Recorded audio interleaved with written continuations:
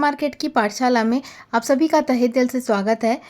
तो जैसे ही result season start हो चुका है, इंटरनेशनल ट्रैवल हाउस वो कंपनी है जिसने आज अपना रिजल्ट डिक्लेयर किया है। तो कैसा रहा कंपनी का रिजल्ट, आइए जानते हैं इसी वीडियो में। रिजल्ट स्टार्ट करने से पहले ये बता दें कि इंटरनेशनल ट्रैवल हाउस ने डिविडेंड डिक्लेयर किया है और डिविडेंड का जो रेट है वो 5 रुपये है।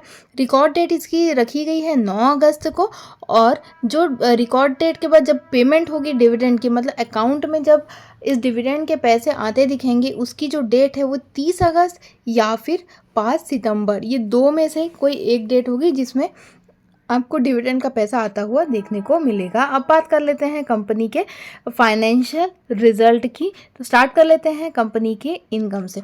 तो कंपनी की इनकम अगर हम वाई बेसिस में कंपेयर करें तो पिछले साल कंपनी की जो इनकम थी वो 5254 यहाँ दिया हुआ है। ये है 30 जून का डाटा और ये है पिछले क्वार्टर का डाटा।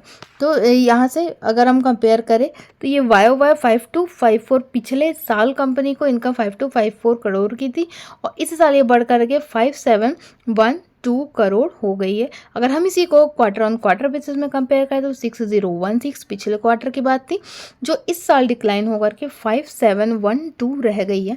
यानी कि वाई बेसिस में अच्छी ग्रोथ, लेकिन क्यू ऑन क्यू बेसिस में इनकम में थोड़ी कटौती दिखने को मिली है। अगर हम बात कर ले कंपनी के टोटल खर्चों की, तो कंपनी के जो खर्चे हैं वो पिछले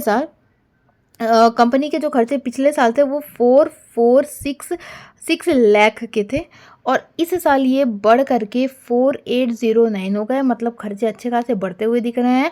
लेकिन अगर हम इसी को क्यू ऑन क्यू बेसिस में बात करें तो 5184 लाख पिछले क्वार्टर में कंपनी को खर्चा था, जो इस साल घट करके 4809 रह गए। मतलब वाई बेसिस में खर्चे बढ़ करके आए हैं, लेकिन क्यू ऑन क्यू बेसिस में कंपनी के खर्चे डिक्लाइन हो गए हैं, जो कि अच्छी बात है। नेक्स्ट हम बात कर लेते हैं कंपनी के प्रॉफिट की।